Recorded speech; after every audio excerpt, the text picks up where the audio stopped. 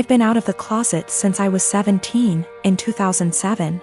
When I came out, people in my family said some pretty hurtful things, which I totally expected. Being from a Southern Baptist family it hurts to admit this, but my older brother at the time seemed very receptive, surprisingly. He told me that if my dad ever gave me any trouble, to call him and he'd talk to him. That was really the last time we talked about it. Flash forward 13 years, I'm 30, and I'm getting married to my fiancé Scott next year in April, if COVID so graciously allows. I started putting a package together of fun things from my brother and I's childhood, all with the intention of asking him to be my best man. However, he called me 2 weeks ago, claiming he's wanted to talk to me about this for a long time. He went into the long tangent about how being gay is wrong and isn't what God wants. He said he thinks Scott is a nice guy and he loves me, but he doesn't think it's right that we're getting married. It was quite a shock, as Scott and I have stayed with him multiple times when we visit my hometown. To top it off, and what hurts perhaps the most, he said my 3-year-old niece, whom we adore, won't be coming to the wedding because he didn't want to have to explain to her what was going on here. Notice he only said that she wasn't coming to the wedding. I think he fully expected to still be invited after this. His wife, whom he started dating when I was 12, feels the same apparently. My whole dad's side of the family feels the same way they do, but I've already written them off mostly in my mind. My mother is beyond pissed and upset at them. I think what upsets me the most is a sense of betrayal. They were my safe spot in the family. I felt like because they're close to my age and younger and went to college, they would understand and it wouldn't be a big deal to them. I almost feel a bit embarrassed because Scott comes from a wonderful Italian Catholic family and they've never been anything less than loving and supportive. I told them that, on what is supposed to be one of the happiest days of my life, if they or anyone else is sitting in the audience and in the back of their mind thinking that what we're doing is wrong or not right, they should just stay home. I know my brother and family love me, but it feels up to a point, conditional, and limited. I told them that they learned being gay is wrong. They weren't born not liking gay people. So they can unlearn it, if they were willing. But I don't think that's going to happen. I am one of 4 kids. My older brother P, who I no longer have any contact with, my younger brother J, who is no longer with us, and my youngest sister K. Recently P's children, 2 girls and 1 boy, all in their late teens and early 20s, reached out to me and expressed a desire to have a relationship. I have 0 contact with their father and swore that I would beat him black and blue if I ever saw him again. My oldest brother P was always the golden child. No matter what he did, my parents always had an excuse for why it was not his fault. Bad grade? Teacher had it out for him. Cheating on every single one of his relationships?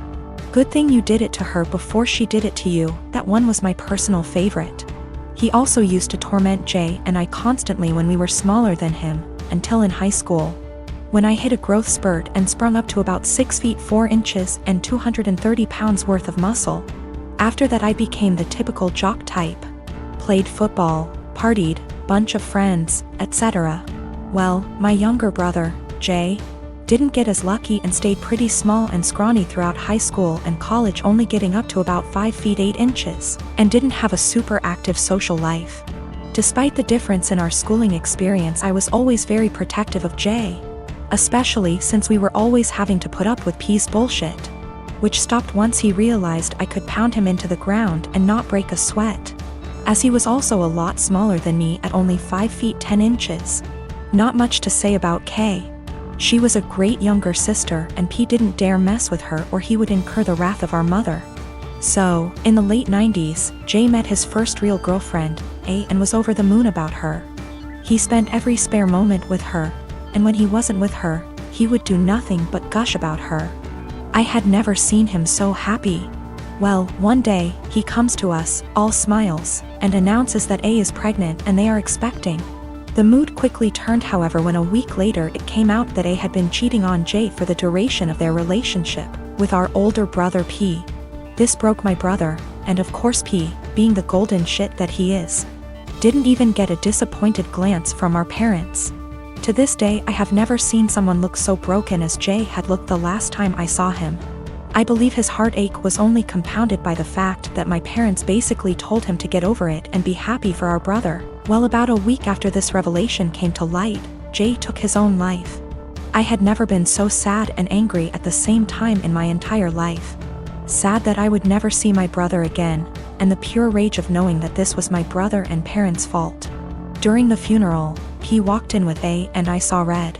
Thankfully I had other family there to stop me from doing anything stupid, but I told P that if I ever saw him again, I would kill him.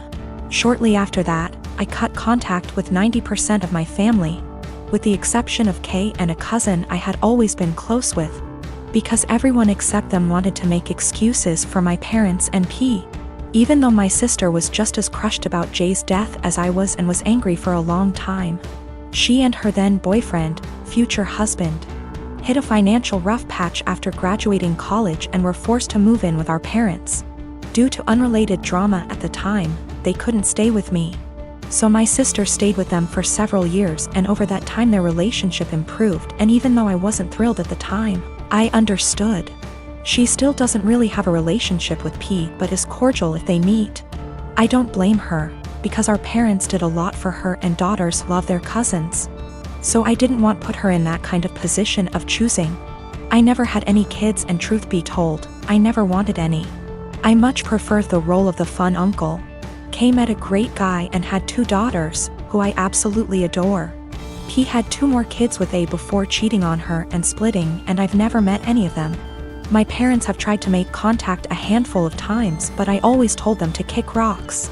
So last week, I'm chatting with Kay's daughters, 19 and 17.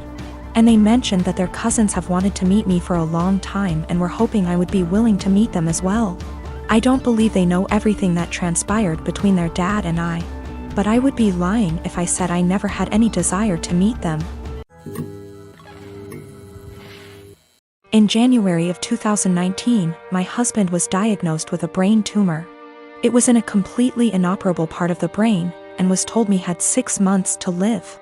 He stuck it out and died in October, 3 months longer than he was expected to. He was always positive, and decided a few weeks after his diagnosis that he would write letters for our daughters for significant events in their lives. My husband was my soulmate, and the past few months have been difficult knowing I've lost him. We have 2 daughters, Mia who is 21 and Imogen, Imi, who is 19. All 3 of us have become a lot closer since their dad's death, and we've all really struggled. My husband and I were together since we were children. Got married when we were 18, and we were approaching our 20th wedding anniversary when he passed. In February of this year, Mia got married to a boy she's been with for about 6 years. I absolutely love her husband, and he's been incredibly supportive during all of our grief. My husband wrote a letter for Mia to open on her wedding day. It's worth noting that my daughters were unaware of these letters. It was my job to give them to our daughters. Her wedding day comes around and I just can't bring myself to give her the letter. I read it and just wanted to keep it to myself. I had his handwriting and his words, and it felt like he was there, and I couldn't bear the thought of giving that up yet. I was fully intending on giving her all the other letters as the events happened. Last week Mia and her husband bought their first home together. They'd been living at our home since they got married, and so had a lot of stuff to pack and move to their new house. Mia asked me where her important documents were, passport, birth certificate, etc. So I told her they were in my top drawer of my dresser in my bedroom. The only letter that was in there was the one I was meant to give her on her wedding day, the rest were hidden away. She immediately recognized his handwriting, and of course it was addressed to her, so she read it and broke down. She came and found me and started screaming at me, asking how I could be so selfish. I didn't really know what to say apart from the fact that I wanted to keep it and she could take a picture of it.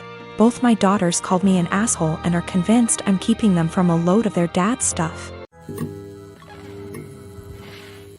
I had a 1967 Impala 4-door that I bought in February 2019. A couple months ago I bought my first house that had a 2.5 car garage. I moved the car in and started tearing it down for a complete restoration.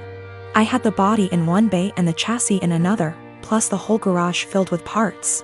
About 2 months ago my girlfriend came to live with me during this whole crisis, and the whole time has hated that car. She wants to park in the garage, but I have 2 acres of land with a lot of nice places to park under shady trees, or hell, even in the barn if it has to be inside. I tell her tough luck, it's my house and it's not like I can just throw it back together real quick. Anyways, I was out of town for a couple days on a business trip for the small local company I work for. When I got back, my girlfriend was all smiles, making me food all the time, doing all the chores, all that. I thought maybe she just was happy to have me home, but then I realized that I didn't see her car in its usual spot. I asked her where she parked so I could make sure I mow that area and keep it clean, and she said not to worry because she parked in the garage. I asked how and she told me to go check it out. Turns out that while I was gone, she hired some people to come over and move everything related to that car, including the drivetrain, body, and chassis and all parts, and take it to the local dump / scrapyard. I was absolutely dumbfounded. I had spent over $11,000 on that car, including new parts, services, and the car itself. I told her that I was going to be taking her to court for that, and she brushed me off like I was being dramatic. I told her that it's done between us and to pack her things and leave. I admit I was really angry, but I did end up getting a lawyer. And as I have all the receipts for all that money spent, and I have her on my house's security cam footage letting the guys in and watching them take it all, I think I can win. Her family and friends are absolutely blowing me up, saying it's just a stupid old piece of junk, and that she cannot pay back all that money I spent, and that I should just let it go. But I have been putting all my time, effort, and money into that car for 1.5 years now, and god damn it if I am not going to get justice for what she did. I got a call from her mom about 20 minutes ago, and she told me that I was ruining her daughter's life over a stupid car. I told her she ruined her own life. I've been gathering documentation and stuff, and I'm about to head down to the police station and file a report, as suggested by lots here. Went to the police station last night, was told to come back in the morning. Just got back and filed an official report against her for grand larceny and grand theft auto. I showed them all the receipts I had for the car and the footage of her letting the guys come and take it, as well as the title for the vehicle in my name. They said they will be in contact with all 3 parties, me, XGF, and junkyard guys, soon, and they will hopefully be able to recover some or all of the car. Just have to wait now. The junkyard guys apparently were in the middle of hiding it when the police came to ask them questions. It was on a forklift, and they were gonna put it on top of a pile of cars that was hidden behind more piles of cars. They said it was theirs and they had the title, but obviously didn't have the title for it, and since they matched the VIN on the chassis and body to the VIN on my title, it was obviously mine. I know at least one person there has been arrested. I think he was in the camera footage I talked about earlier, but if it was the boss or whomever, or even his specific charge. They also told me they would be looking into this specific junkyard for any other vehicles reported stolen. They said they haven't been able to get in contact with my ex just yet, but they're working on it. I'm just so glad they found my car. Luckily, I made quite an album of pictures detailing me tearing down the car, and so I can use that to prove what parts they had were mine, so I can hopefully get most or all of it back. Police haven't let me take it back home yet, as they say it is evidence or something, so hopefully I can get it back eventually. Thank you all so much for the support and advice.